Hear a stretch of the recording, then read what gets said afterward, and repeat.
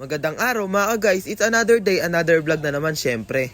It's a long time no vlog po tayo mga guys dahil po hindi ko po naasikaso ang pag-e-edit dahil po sa sobrang busy ko po sa school. Sa wakas nga po ay nagkaroon na rin po ulit ako ng chance para makapag-video para po maipakita ko po sa inyo. At syempre po ang pagbigay ng time para sa pag-e-edit. At for today's video nga po ay pupunta nga po pala tayo sa Angeles, Pampanga dahil doon po kami mag-celebrate ng Christmas. Dito nga po ay pabiyahin na kami pupunta sa Angeles, Pampanga at yung mga katabi ko nga po ay tulog na. Umuwi nga po pala kami dito kila Papa sa Tarlac dahil isasama nga po nila kami. At ngayon nga po ay papunta na rin po kami doon sa may bahay nilang ni Ren sa may Sabana Greenvilla dahil doon po kami mag-celebrate ng Christmas. At first fast forward nga tayo mga guys, dito nga po ay nakarating na po kami sa destination namin, Sabana Greenvilla dito sa Angeles, Pampanga. At dito nga po ay umiikot na po kami para mahanap na po namin yung bahay na tutuluyan namin. At mukhang na-excite na nga po si ate dahil napapangiti na po siya sa mga bahay na nakikita namin.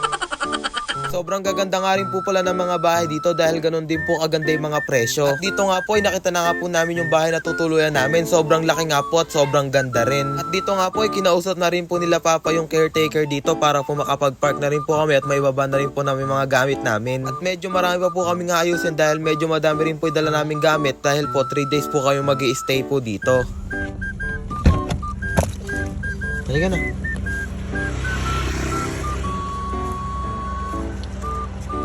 Dito nga po ay bumaba na rin po kami dahil marami pa rin po kaming dapat gawin at ayusin. At ang mga kasama ko nga din po pala ay si Papa, ang asawa po ni Papa na si Ate Ina at ang mga kapatid ko po. At mga kasama nga po pala namin sa bahay yung pamilya po nila Ate Ina. At salamat nga rin po kay Papa at kay Ate Ina dahil sinama po nila kami dito. At salamat din po sa pamilya ni Ate Ina dahil sila po ang nag-treat dito sa amin. So ayun nga guys, dito nga po ay bumaba na nga po kami at binababa na rin po namin yung mga gamit namin. At ito nga po yung design ng buong bahay dito sa labas. Sobrang ganda nga rin po nito. At syempre ay mag-house tour din po tayo para makita nyo po yung loob ng bahay na sobrang ganda. At dito nga po ay papasok na rin po ako sa loob ng gate. Talagang mapapawaw ka po talaga pagpasok mo dahil sobrang ganda po talaga ng bahay. Dahil meron nga po tayong nakitang mirror dito, magmi-mirror shot na rin po tayo.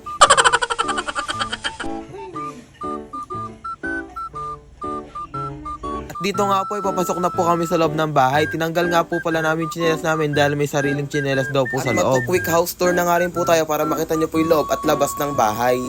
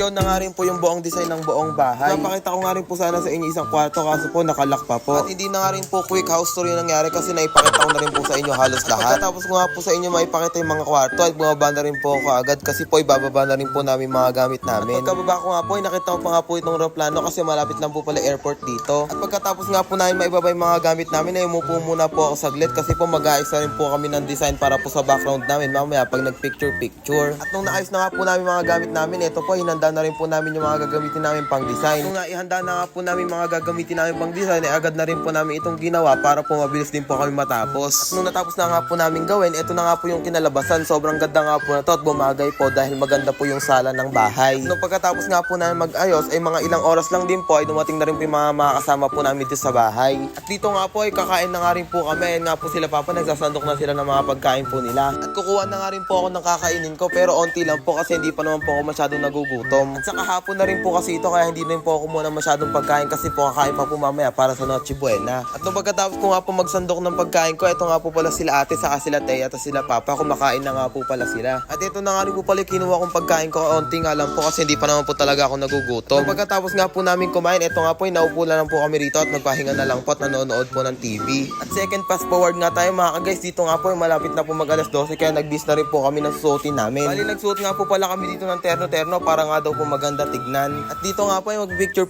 na nga po kami kaya bababa na rin daw po kami. Tapos pagkatapos nga po namin mag-picture, sabi nga po ng dalawa, picturean ko din daw po sila. Ito na.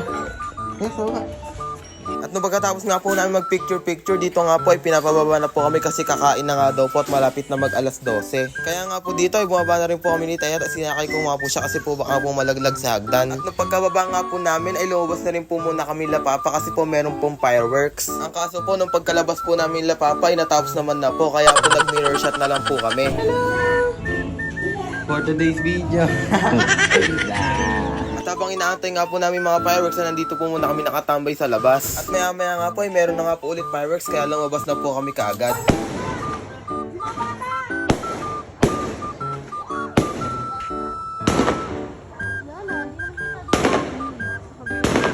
So pagkatapos nga po na manood ng fireworks ay pumasok na rin po kami kaagad kasi magpapalaro na nga daw po.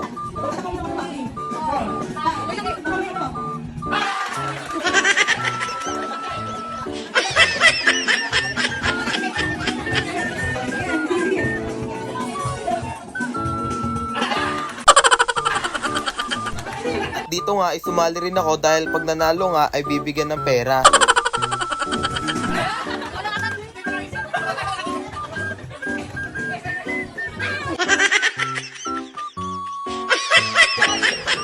At pagkatapos nga po ng palaro ay pumunta na rin po kami kaagad dito sa kusina dahil alas 12 na po at magno-Noche Buena na po. Kaya naman po dali-dali na rin po kami kumuha ng lalagyan namin para makakuha na rin po kami ng kakainin namin. At ayan nga din po pala yung mga pagkain namin, sobrang dami nga rin po, mukhang hindi nga rin po kayang ubusin. At nung pagkatapos ko nga po kumain ay kumuha naman po ako ng soup tapos dito ko po kinain sa itaas kasi po masarap po tumambay dito. At nung pagkatapos nga rin po nila magsikain ay nagbigayan na rin po ng mga regalo at ng mga pamasko. At nung pagkatapos nga po nun ay natulog na rin po kami dahil mag-aalauna na rin po nung natapos yung bigayan po nila. Bali salamat nga rin po pala sa nagbigay po sa amin ng pamasko saka sa mga nag-advance gift po sa amin. At dito na nga po nagtatapos ang aking vlog. I-share mo na tong video na to para marami makakapanood. At mag-iwan ka na rin po ng isang likes para sa mga susunod pa natin mga videos. At kung di ka pa naka-follow, baka naman. So yun lang po mga ka-guys. Salamat sa panonood nyo. Bye-bye! At kung nakaabot ka nga po sa dulo ng video na ito, meron po tayong day 2 na vlog. Abangan!